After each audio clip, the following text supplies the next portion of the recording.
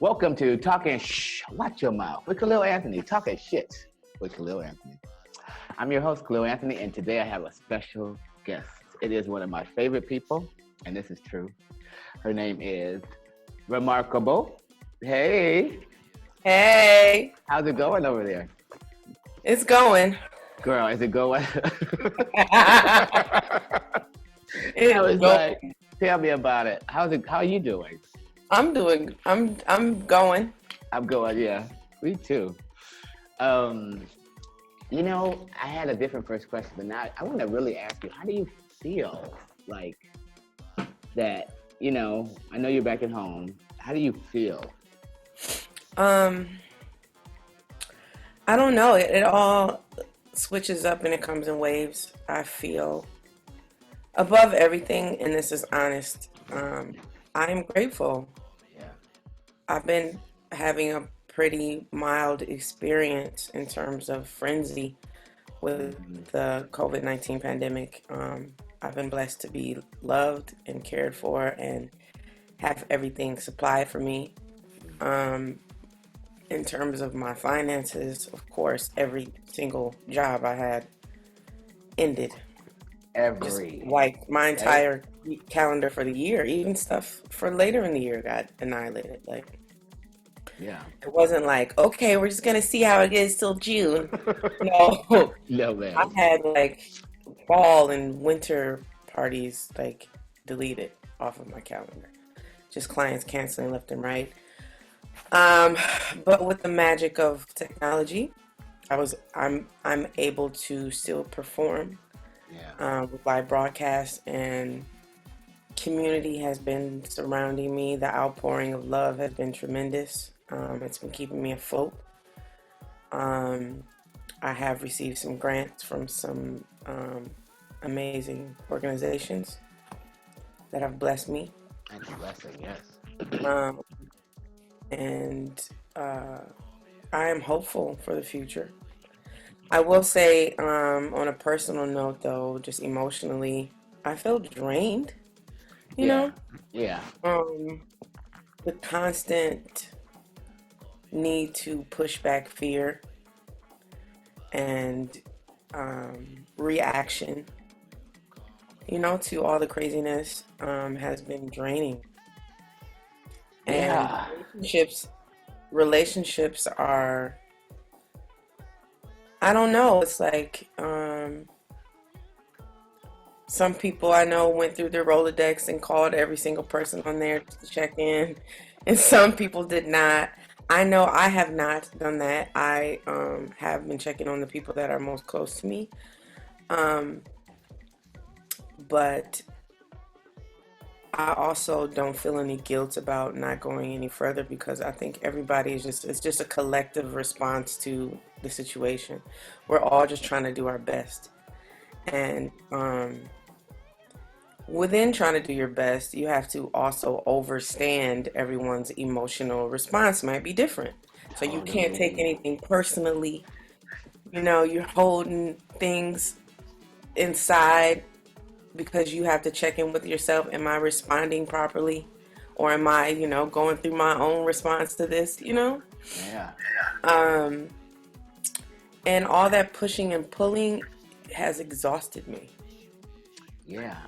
And I don't feel necessarily inspired to, also lock myself in the studio and bust out 45 albums. Like everyone's like, use this time to get that novel done. Use this time to finish that album. I'm And not it's a just like, writer. I'm not. I don't feel like it. I don't feel like it. I love that. I want to say thank you for grounding us, right? Because at first, I mean, just to be honest, today, I told you earlier, I was like, oh, I'm getting dressed up. I'm going somewhere. It's like, no, you're not. But it was the first day I felt like I wanted to go somewhere, like get in the car and drive.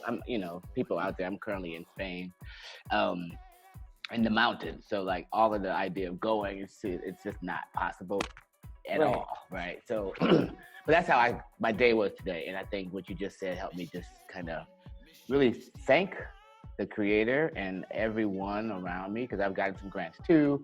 I felt super supported. I have a great communication with the people I need to communicate with, right? Like, I think I was in one of those people's Rolodex you were talking about before. A couple of those people, when it first started, I had old people calling me like, "Oh, hey, how you doing?" You know, and Right. it's like, I mean, I'm good. Let's talk. But then it's like, let's talk again tomorrow. And then I'm like, we're not about to be quarantined. No, let's not. Like, it's not about to happen. Let's not be fake. You know. Um, anyway, one thing that happened way before this happened is we finally got to work on some music together. Yeah. And I have a lot of emotions around that. I wanted to hear what do you feel about, Tony and Maria's Pizzeria finally getting out there with our music? I feel great about it. I feel like we have such a special, magical relationship, and a lot of it comes through the art that we do. This is not the first project we've done together. It's just the first time the world got to see it. That's the truth. And I feel very proud of that and excited for that, and hopeful that the world wants more of it. Yeah. So, people out there, we are doing a special series of talking watch your mouth with Khalil Anthony. And this is the Scarab edition. So I'm interviewing my producers from the remix album. And this woman has 2 tracks. Happens to be the only woman on the album, which I was a little sad about at first because I wanted to, do I don't care. at the end of the day, I don't either, because it's one of those things where it's like we work to do something, but you don't want to like make an album. Oh, I need 2 people like this and 3. You know what I'm saying? Like you want to make a real album. That affirmative action album. Exactly. My album stands the test of time. It can go against anybody. No. I wanted to mean something musically, right? And I think the fact that we, like you said, we have done so many things. We used to live together in New York. We would be together we have tapes of albums, Sonny. We got like all kinds of old stuff, right? Hard drives, okay? Hard drives. That's like tapes, girl. I'm old. But we got those too, though. We got those too. Relationship. Honey, it for me, as someone who was really clear about how I wanted this project to work. It's very international, right? But it also has to have some of my roots. And you and Eric, African Sciences, I've been with forever in the Bay. And I've asked everybody this question. Do you remember the first time we met? I do, and you and I have different conversations. We have different stories about it, but I remember because you used to throw this magical, like still to this day, one of the best parties I've ever been to in my life. I had just moved to Oakland from Detroit, and friends that are now family invited me to this party at your house. It was called 33 Degrees, and it was this magical party in 2 lofts that were connected. Well, you had to go outside and go, they were next door to each other. Both were open, and it was like a sea of the most gorgeous, brilliant, talented Black people. Yeah. And brown people. And the music was crazy. The art on the walls was crazy. The people were gorgeous. I just was like, yo. And I'm just tinkering around, and I'm walking up the stairs, and it was like stairs, and I felt like you were coming down, and we met on the landing, and we just looked at each other, and we hugged each other. Yeah. I think I'm going to let you be right, because I just was going through my brain again, and the only thing I could think about was stairs, right? And both of us having this moment like we were already who we are now, and being like, boom. And I thought just now I was in my in my house down the hill, and I was like, how awesome is it to go to a party and just hug somebody? You know what I mean? You don't even know who this person is. I've never seen you before in my life. Yeah. Did you know it was my party? I didn't even know it was your party. I just saw you. Yeah, that's what I mean. We just saw each other and we embraced. It's that Midwest, honey. And we're like, hi, how are you? Okay. Oh. And you were like, I don't know, some kind of way I heard Chicago, and I heard Detroit, and I said Detroit, and it was just like, boom. Kiki City. Oh, And then I found out it was your party, and I was just like, dope. I yeah. wasn't even like, oh my God, it was his Well, party. we don't do that. It was just like I belonged there. It Yeah. let me know, right, right. We don't give it that. It let me know that I was in the right place. Yeah. And that party has deeply affected me and changed the trajectory of my life, or made the trajectory a little more clear. Let me know Mhm. that these are the kinds of people I want to be around. These are the kind of things I want to do. And this is the kind of energy I need to have Yeah. around, to just surround myself with. And yeah, it was inspiring. And, I had an interesting, wonderful, but interesting time in the Bay. And I did some cool stuff that you supported. And we've just constantly done cool stuff. Yeah. And, another thing, because like before these interviews, I've sat and thought about the people I'm talking to. And with you, it's just so much that we've experienced together. And Hmm. I thought about New York, right? Like, I feel like we moved, you already lived there, right? And I remember I had someone's like, oh, we have a room available. And then they're like, there's 2 rooms available. And I was like, girl, I need that other room too. And they're Right. like, what are you talking about? And it worked out, right? Mhm. It sure did. And New York, we started throwing parties. So can you talk a little bit about our parties?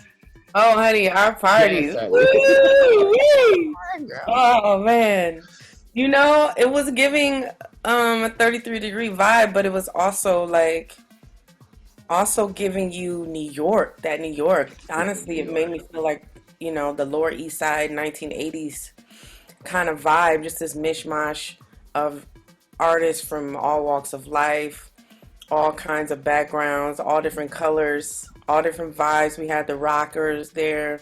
Yeah. We had the house people there. We had the nerds.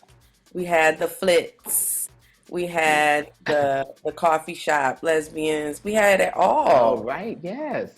and we DJ. We had projections and different rooms people could go in, and it was beautiful. We always had a theme. We were just talking the other day about our 1920s party. We wanted to have like a Harlem 1920s Harlem Renaissance kind of vibe, and everybody dressed up. I know, right? It Like, was really, really dope. I have an experience. I don't think I ever told you. I was talking to somebody. This is a couple years I was talking, but it just popped in my head here. But at one of those parties, so we had all the people we knew, and there was people we didn't know, right? Right. And I remember this guy was in my room. He was by himself, and I watched his hand put my iPod in his pocket, right? So I was like, "Excuse me, hi." You He's almost like, got shanked that night. and he's like, Like, "Hi." you I know was what like, house you're in? Are you "Honey, kidding? right?" So I'm like, "I'm sorry. Can you think you can take that out your pocket?" Oh, you saw that? Like, you saw that? I said, "Yeah, I did." I forgot about him. Honey. And then he's like, he gave it to me. He goes, okay, I'm gonna get a drink. I'm like, no, you're not. You gotta go. You gotta this, go. this is the end. You gotta beat it. And it made me think because he left, no fights, nothing, right? It was just like there's something about our crew that when we do things, it's not about these. You hear other people have parties in their house and something crazy happened. It was like, this guy touched my thing. I'm like, hey, can I have it back? He goes, yeah, I'm gonna get the drink. No, actually, you're gonna go out the door. And he like, You're gonna what? leave, bro. You're gonna leave. And what it made me think about is because you've been DJing for a while. That's my next question, right? But I'm like, these events that we throw, why do you think they jump off so tough? Like, what do you think is like? They don't give the ingredients, but tell us what do you think some of the ingredients of throwing a good party are. Um, for one, especially in New York, in today's climate, I feel like nobody throws house parties, and we come from the Midwest, Right. so we come from that house party magical stuff, Yes. you know. Yes. And so that's the way we want to party. You invite people in your home, you have a little food, you have some drinks, and people come. You playing the right songs, you playing the right music, you got the right vibe, and it just attracts people. And I think that people are naturally attracted to us as individuals for whatever reason. And we have intention Mm. to always remember where we came from. Where we came from is always at the foundation of us and everything that we do. And I think that because we kind of still have that old school mentality, a lot of people seek that and haven't been introduced to that or forgot about that, and they find home with us. Mm. So, and together, it's just forget about it, you Yeah. know? And so I think everyone is trying to find their way home, and I'm grateful for the way that I came up in the world, that I always remember home and can introduce that to everybody that I come in contact with. Let's talk about you in your like what Let's. made you yeah, let's talk about you. You're like, oh, okay.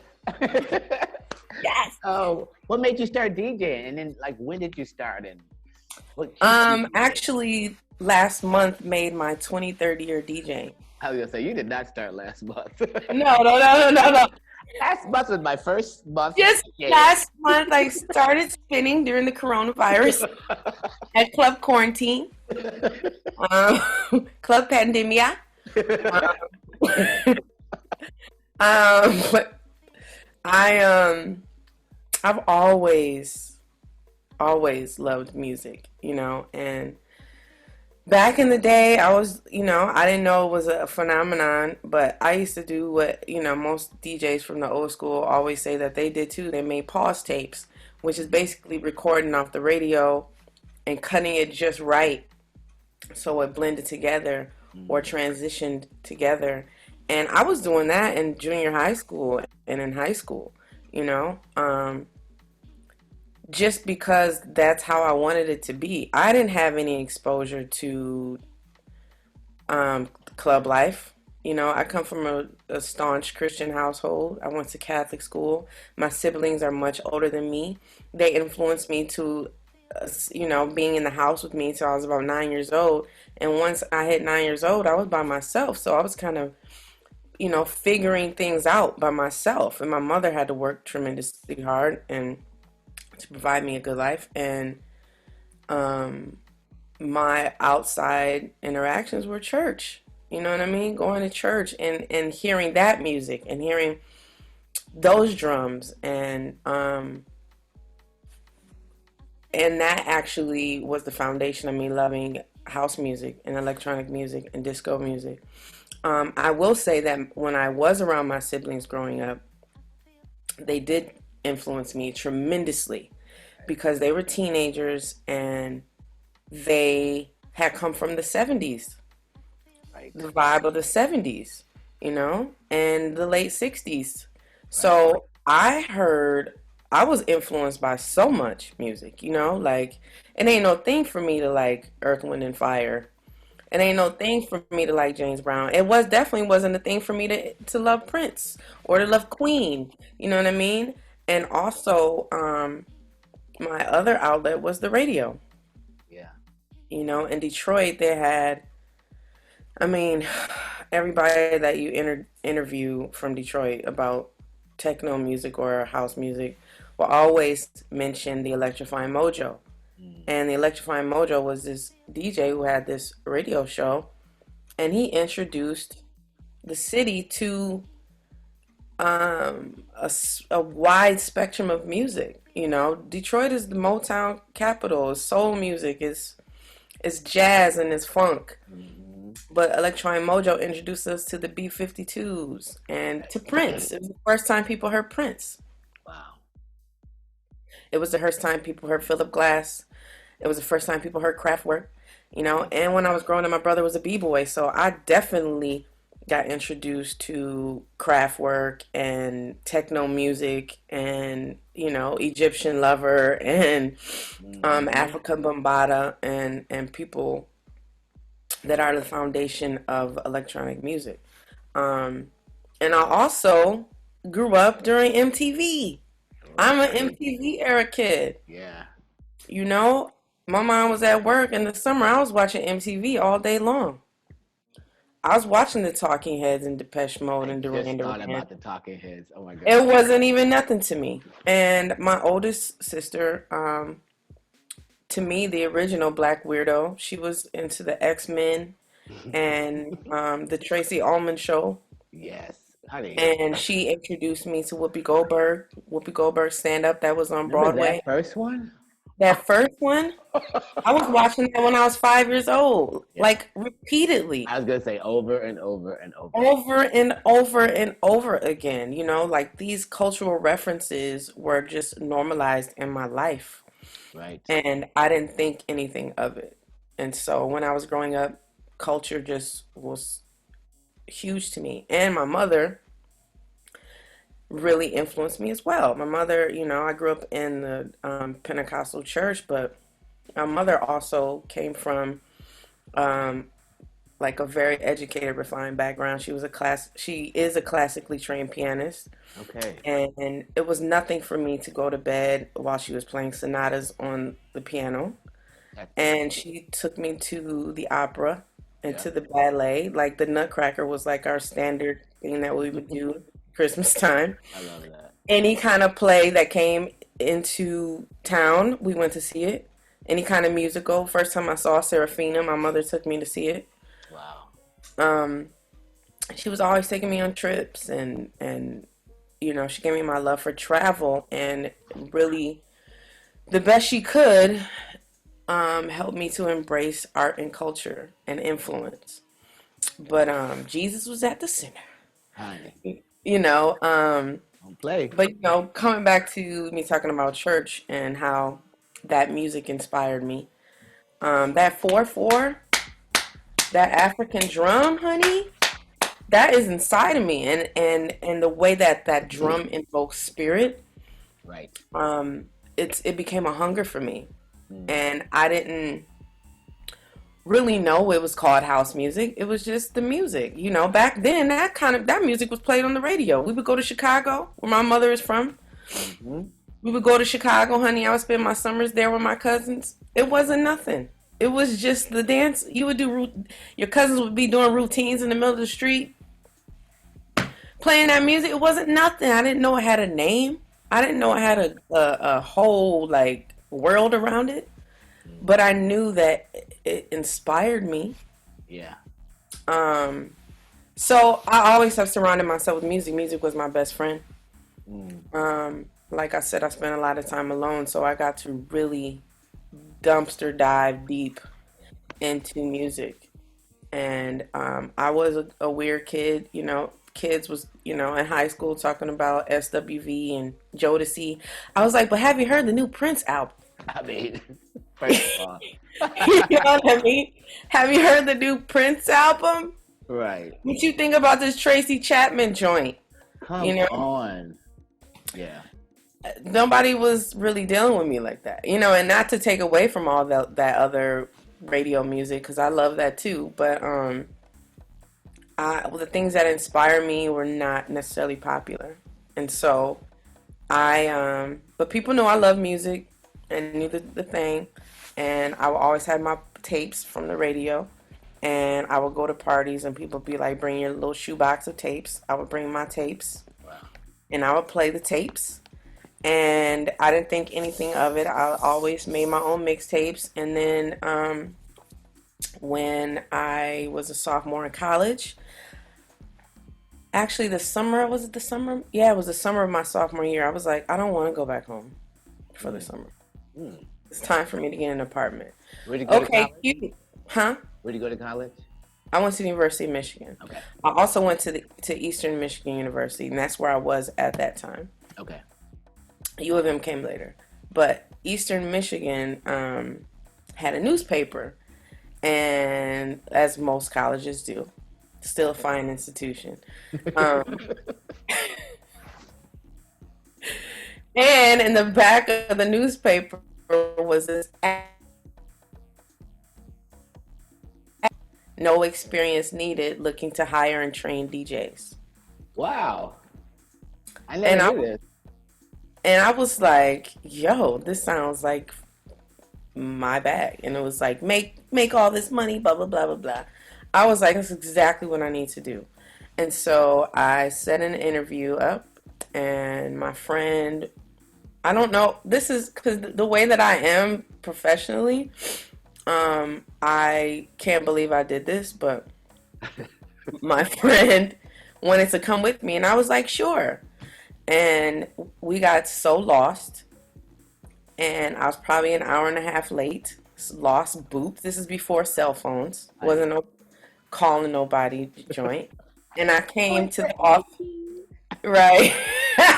This is 1997. There wasn't no cell phones. I mean, there were cell phones, but who could afford a cell phone? Maybe those big old things. Okay. Anyway, they looked at me like I was all disheveled and sweaty and looking crazy. I hadn't dressed up. I was wearing shorts and a shirt, probably. Okay. The hell. And my friend was with me, and they were like, "Oh my God." Right. So they tried to fake me out, and they were like, "Okay, well, we're glad you're here, even though we gave you specific directions. Um, why don't you fill out this form and take this music test?" And I was like, "All right." So it was a music test with like the most obscure music, like match the song with the artist, who Okay. sings this song, who does this or that. And it's like all this like big band stuff, and it's like classic rock and stuff like Bobby Darin and Mm. Blondie, like things that they didn't think this black kid would know. Mm-hmm, hmm. And I got every single one right. Of course you did. And they were like, wait a minute, how do you know this stuff? Because You I got the Googled copy. it. Like Google it. How do you know all this stuff? And I was like, this is right. I was like, because this is my thing. I love music. So I know I grew up with this music. I know all this stuff. Yes. And I was also, you remember on the on TV, all those commercials for those compilation discs and stuff? Yes. I had sight memory because I would see the scroll and it would be like, Nights in White Satin by, who sings Nights in White Satin? I ain't gonna lie. Cream? I was like, I I don't know. think Cream sings that. I don't remember. But like all that stuff was already programmed in my head because I was also watching TV like crazy. Yeah. So all that stuff was programmed into me. And they were like, whoa, nobody passes this test. We have to hire you. Like Wow. nobody passes this. And you got them all right? Whoa, who are you? That's awesome. And they forgot about me being late. They forgot about my friend. I was like, I promise I'm not like this. I'm very dedicated. I'm excited. And they were like, bet you're hired. Training starts soon. And they trained me up. They trained me and taught me how to use the equipment. And I want to give a shout out to them. That company is called Silver Sounds. They're in Canton, Michigan. Are they still around? I believe so. And actually, last year, the owner, her name is Lori Ferkovich. She was a dear friend of mine, and I Mm. found out late in the game she died suddenly. She was a young woman. I don't really understand. She was like maybe 10 years older than me, Mm. maybe 7 years older than me. Um, I don't know how she died. It was heartbreaking because she greatly influenced my life. She was a great mentor. She owned this company that had like 10 DJs on the roster, and I learned so much about business acumen, Mm-hmm. um, and how to present myself as a DJ professionally. Wow. Um, and that company, we did weddings and private parties and big corporate parties, and I learned so much about equipment. Mm. I learned so much about presentation. I learned so much about just organizing my life as a professional DJ, and I definitely owe it to her for teaching me that stuff. And God rest her soul. I don't know what happened. I will investigate that Yeah. eventually, but it Sorry to hear that. kind of hurt me, so I kind of left it alone. But but huge influence on my life. And I was still going out. I was of age at that point, so I started going to the clubs. And again, the music was still on the radio, so I've tapped deeper into house music And I was, in Detroit. So I was like, I'm double jumping into this. And then all the music festivals started. Before it was called the Movement Festival, it was called the Detroit Electronic Music Festival. And I was there from the beginning. Wow. And jumping into the club as a dancer. Mm.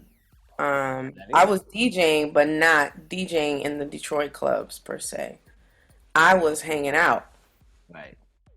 and studying. Mm-hmm. It was intimidating. Those guys were Oh, amazing. girl. They're still Detroit, right? amazing. Yeah.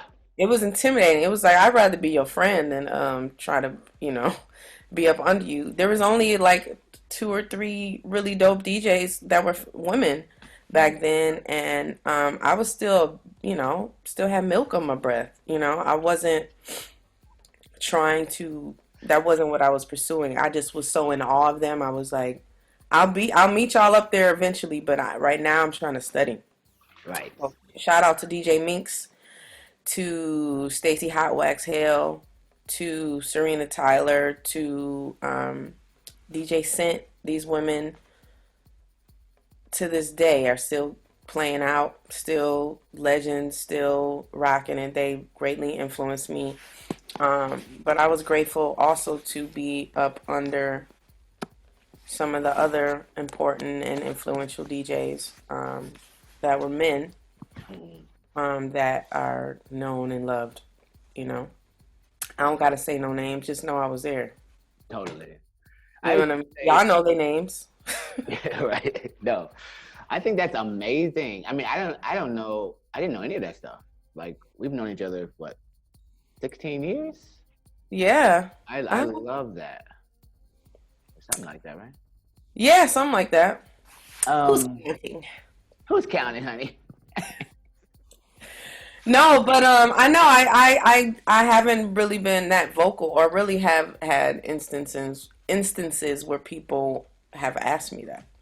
That's it, right there, You right? know, um, nobody cares. People just care Yeah, about how cute your pictures are right now. yeah, don't even. Um, and your pictures are Nobody. super cute, so there you go. Ah, Perfect segue. Um, I wanted to introduce a story, but then my brain just went to something else. So I'm gonna link these two together. I'm Um, gonna eat a jelly bean while you do that. I want some. No. Um, thanks. So I remember when we were in New York and you would Hmm. sing over beats that you made or little things we would do. And I was just like, oh my God, this woman's voice. You know what I mean? Like, so all of the other things, right? The DJ, the good person. Because that's the one thing that attracted me to you was like, you're a good person. And I think during the time when we met each other, when all of us met each other, we were all pursuing something we didn't know how to name, right? But it was like, I Hmm. cannot stop. I got to keep moving. So fast forward to me being in Berlin last year. What a fast forward. That was a fast one because we already, we did the New York and we did the Bay, right? But I'm fast forwarding from the idea of wanting to hear your voice to this opportunity of walking in this club. And I had heard the song before I walked in this club, but it was the fact of the matter that I'm in Berlin having the key of my life and the DJ plays, I'm in trouble, right? Oh, girl. So, I mean, for me in that moment, I was in New York. I'm like, wait, like, this is my baby. And I remember I had my phone and I was like, this is my girl, this is my girl. Like, I remember. if I'm You called. anybody, I'm somebody's proud parent. I would tell you that. My friends, I'm like, honey, this is Riri. You're like, woo, remarkable. That's my girl. And I'm filming this shit. Anyway, when I very first heard that song, I almost cried. Like I was like, if God is not real, do you know what I mean? Like Wow, thank you. because it's you. It's so you. You like just from my point of view, when I heard it, it was like, here we got to put the deities out, honey, because we're not gonna do anything if we don't praise the Lord, right, and give her due, okay? And Hmm. then this whole like situationship, honey, right? Like we are in trouble. You in trouble because you in trouble because I just made this song. Like I'm gonna give you the personal. I'm in trouble, but you guys are in trouble. Like That's how I felt. I was like, ooh, we naughty girl. She about to spank us. We about to get on this dance floor and give it a twirl. I mean, on Mama, right? I just want to ask you, like, where did that come from? Like, where did that song come Um, wow. Shout out to Wajid. from? Wajid. Shout out to Wajid. Period. Another excellent human being walking the earth. I like him a lot. We were in Detroit. It was during the I think it was during the Allied Media Conference. I was down there performing and stopped at his house just to check in. We had been friends for years. And I also used to tour manage, and I managed a tour that he was on. And that's how we really got tight. But he was like, Riri, why don't you have any music out? I was like, I have had some records out, and I had, Yeah. and I do have some records out from other producers, and I just kind of got burned, you know? And I was making music on my own for years. I got a ton of music. I just didn't really have the drive and the information to get the distribution out for it. I didn't have as much access to information as everyone does to this day. He was like, Reed, why don't you have some music out? And I said my little excuses, and he was like, nah, man, we got to get you some music out, so let's do it. Yay. I was like, okay. And I made a trip. I came back to Detroit. I came for a week, and we worked out every single day in the studio. And we would make a track. He'd be like, your homework is to write to it. Come back even if it's a la la la, like some kind of scratch vocal on it. And I would go back to the house and do that. And then for that song, I'm in Trouble, like the track itself is dope, right? And it's magical. And like the way that we work is I tell him how I want to feel and he creates it. Mm. So it's this beautiful working relationship. You know, we just really understand each other. Like we sit and we vibe for like an hour, if not 2 hours. And I tell him how I want to feel and he can really see for himself how I am feeling, whether I'm saying it for real or not. And we just create it. So anyway, I did several passes for I'm in Trouble. And I just was like recording myself. And I was being silly at first, but you could hear the spirit trying to break through. And I just started calling out my Orisha, calling out my Lawa, calling out the Most High. And I realized you can, if you heard the original, you could hear my process. Because I was like saying all these, you know, funny passes and saying all these different phrases and stuff. And then I started this prayer and then you could hear it come out. Mm. It was incredible, actually. That's why that song is so important to me, special to me. And I was like, I'm at a crossroads in my life. I've been praying for all this my whole life. Mm. And it's happening. And I have to find a way to maintain it. I have to find a way to balance it out. I have to find a way to push back these demons, the darkness that is trying to come after me, to take me out of the sky. Mm. You know, I say one of the things that I say in the song is I got a ticket for this train, trying to keep my peace aboard this plane. I'm in trouble. You know, it's like I have the ticket. I can get to it. But I'm trying to balance myself. I'm trying to keep myself grounded because this is scary. Mm. This is scary. Yeah. And so the music that I make is my truth. You know, I'm very vulnerable. That's probably why I don't have a lot of stuff out because it's scary to be super raw. And that's all I know how to do. That right there, like... I feel like you said a couple of things that are just so important, like this idea, the vulnerability that, you know, you put into your work, right? Like, That's another brilliant segue. Like the two songs you got to remix. The second one you did, Mama Mama, or it's called Misty Morning now, right? That's about my mama. You know what I mean? And I feel like when I did that song, right, it was just kind of like, okay, no, I can't put that out.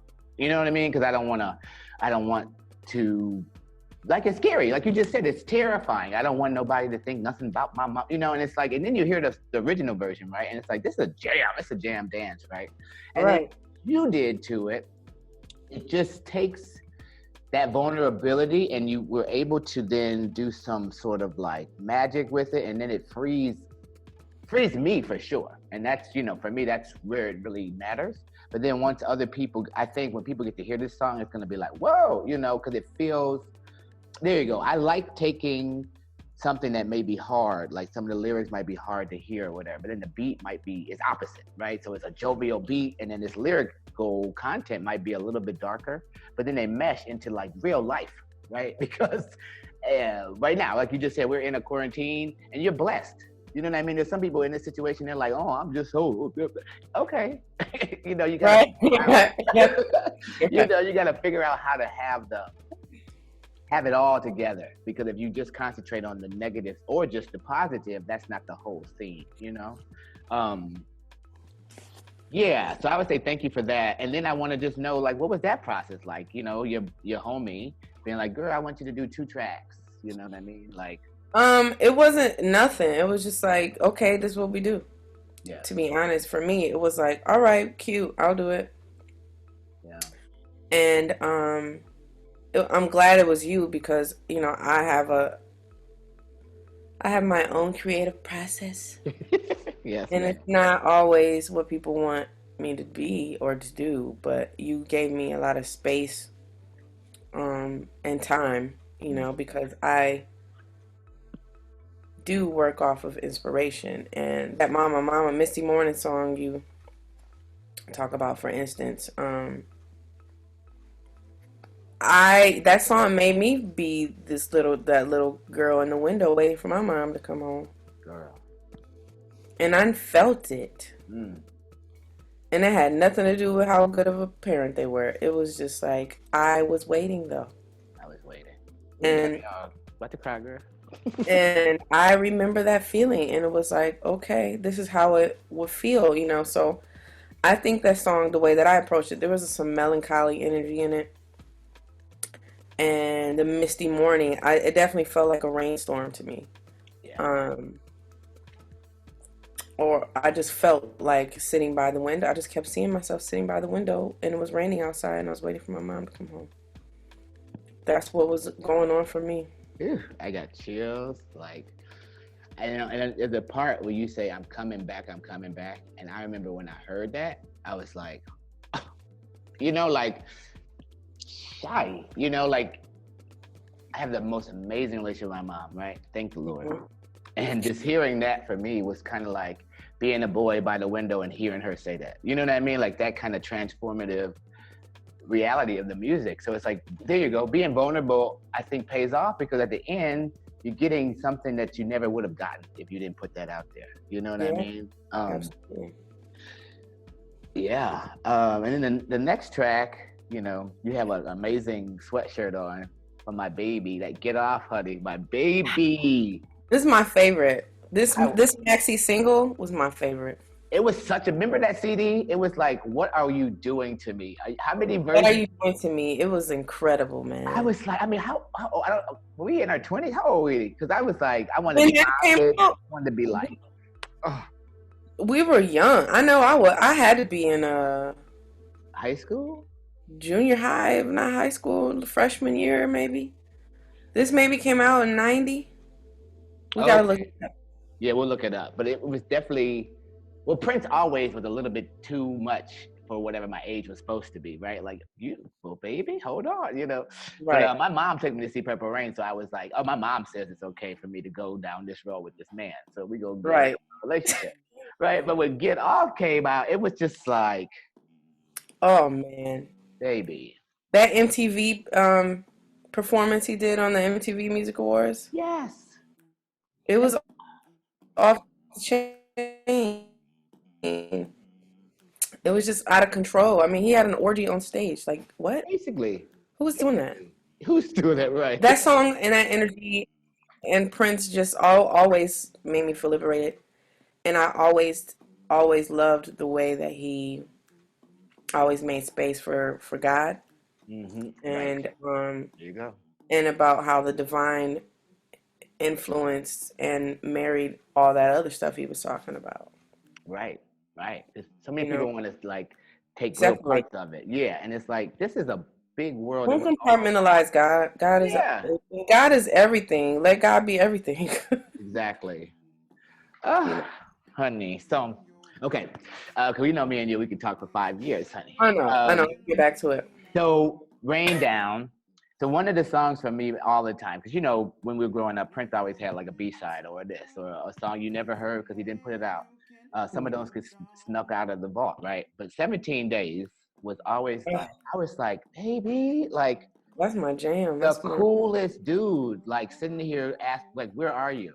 Like, I know you, you know what I mean? Like this, I mean, just my point being that, like, for me, I talked about this with another interview, and I was like, honey, we don't do Prince covers. You know, we just don't do that.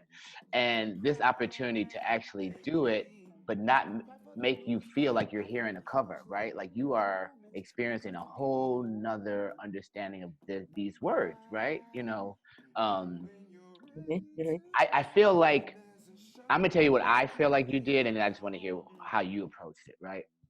For me, the way the song starts, I'm just ready to go. I'm just like, okay, the freakish part of me is ready to get it in, right? And then when the lyrics come in, you just like we just fall into this place, and I'm like, oh, like I remember rewinding that like 25 times. I didn't even listen to myself sing yet. I was like, go back because it was like, and then it was like, and I was like, oh, you know.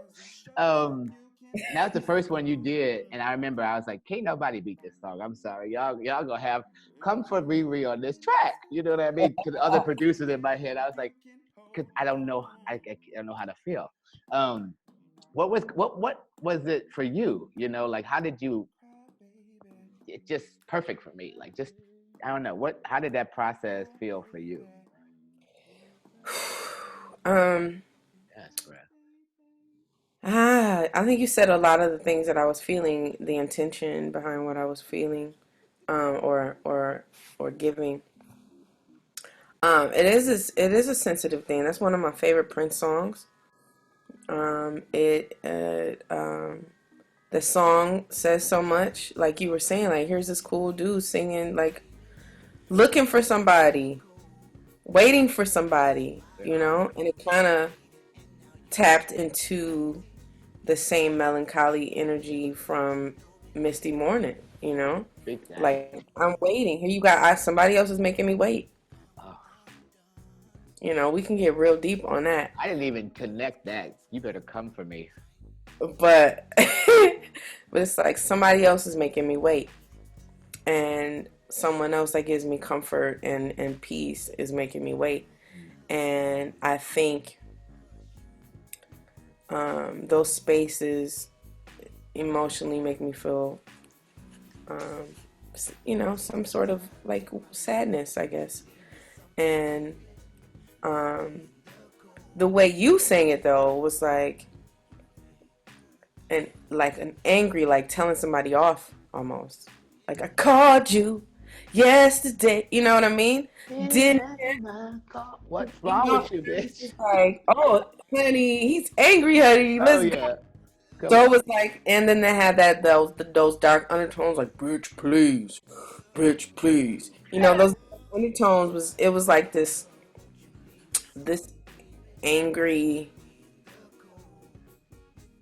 sad person, Mm, and I think it was also, the original song had that too, and so I used a lot of the original samples from that song when I made this, my version, and the song has different movements in it, and I like that. definitely, it And I definitely think moves. love has different movements in it. There's like this angry bitch, please, And then there's this, all of a sudden you're in this whole other room. Boom, boom, boom, boom, boom, boom, boom, boom, boom, boom. And it's like, do, like you said. And it's like, you took me, I went like 45 different places. Honey. Like, whoa. It is a whoa. You know? And I think that's the way love goes, you know? That's the way love goes. Come on, Janet. I don't want to end this, but, you know, for the sake of... I know, I'm enjoying myself. It's been cute. I know, my babies. Okay, so tell people where we can see you right now, because I think it's really important, right, for us. We just had this conversation, right, like, and where you started and all this stuff. And it's like, some people don't have any idea how much work we put into what we're doing right now, right? And why is it important that Remarkable is doing live videos today, right? From this person who got lost, walking, you know, with her friend, coming in there sweaty, to learning this process, to her band, to moving, like listening to Spirit to say, go, you know, I think we have that in common. It's like when Spirit says, go, I got to go. Let's go. I remember my mom when I was younger, she's like, if you ever feel like something's going down, fight's happening, you turn your boat around. You go. If you looking out the window, you see something, you walk out back in the back of the house. You know, I've taken that to my heart, where it's like, if something don't feel right, I'm out. You know what I'm saying? I guess my point being is like, we should honor you, right? We have to honor these living legends that you might not know about, but once you hear this interview or when you see people give you that thing on the dance floor or the computer, it's like, pay homage to where they came from, even not knowing, right? So I just want to honor you like that. But I would like to know when you perform during this time right now. Yeah. Thank you for that. I really appreciate that. And it's interesting you talk about honoring and the word legend, you know, like there's so many misuses of that word to this day in today's climate. I have been starting to allow myself to feel like an OG, to feel like a legend, because I have put in the work. Yes, I have paid homage. I have studied this art. I have earned it, you know? And no, I'm not a household name per se. I'm a name in a lot of people's households though. Tell it. But I'm looking forward to my journey continuing, and you know, you can find me how you need to find me. Let's start with Google. Put in the word Remarkable and see some of the things that I've done. Remarkable is spelled with an I, not an E. RIMARKABLE. Let's start there. You can also find me on my website, IamRemarkable.com. You can find me every Wednesday at my party called Everybody Random. I love that name. And that was a long running party here in Brooklyn for years. And then I was like, I have to bring it back for this quarantine because it kind of speaks to what's going on right now. And you can find me on twitch.tv/IamRemarkable every Wednesday, 8 p.m. Eastern Standard Time. So do the math. You can also find me on Instagram, where I also broadcast from Instagram, just because it's just more fun. Yeah. You know, Twitch has a better sound, but Instagram is just more fun. People just want to be on there chatting, and you know, it's also these lives have given me a different approach to DJing. I feel more free, I think, and more connected to people, even though there's no one dancing in front of me. I also don't have nobody reaching over me or putting their drink too close to my turntables or touching me or talking to me while I'm working. Like, it's different, and it has influenced what I'm throwing out there now.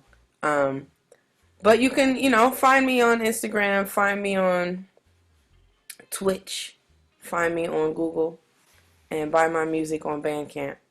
Yes. Honey, before I let you go, I just want to say thank you so much. Before I let you go. I know. Before I let you go. Who was that? And I get that. Blackstreet. Blackstreet. I know. I just want to say thank you We're really close friends. Awesome. It's fun, right? Like I thought it would be really great for us to talk around, when you're promoting an album during quarantine, there's no rules. I was like, I don't know what to do. Um, Anything you want? right? So I was like, I would love to talk intimately with everybody who's worked on the project and then share that with people. And then hopefully people will listen to the project. I just want to say thank you You're for taking the welcome. time and for being involved in my life. Definitely for being involved in this project. And if you have any last words to share with our I'm appreciative of you. Thank you so much for being an inspiration to myself and to the world. Your artistry is impeccable, and your offerings are moved and made manifest by the Creator. And I appreciate your friendship and your um, long-standing family yeah, familyship with me. family ship. Familyship. Ain't no mountain high, ain't no valley low, ain't no river wide enough, baby. If you need me, call me. No matter where you are, no matter how far. Don't worry, baby. Just Something. call Something. I my just name. started dancing because I forgot the words. Don't worry, 'cause baby, there ain't no mountain high enough, ain't no valley low enough. Ain't no river wide enough to keep me from getting to you, baby. I love you. I love you. Thank you. Congratulations on this body of work. Thank you so much. Now, people don't know how ill you are, man. You just nasty with this stuff, and I'm proud of you and excited. That makes me feel so good. So before I cry, I'd just like to say thanks for watching Talking Shh. Watch your mouth with Khalil Anthony. Talking shit with Khalil Anthony. Goodbye, Remarkable. See you soon. Bye, my love. Bye, baby. Bye.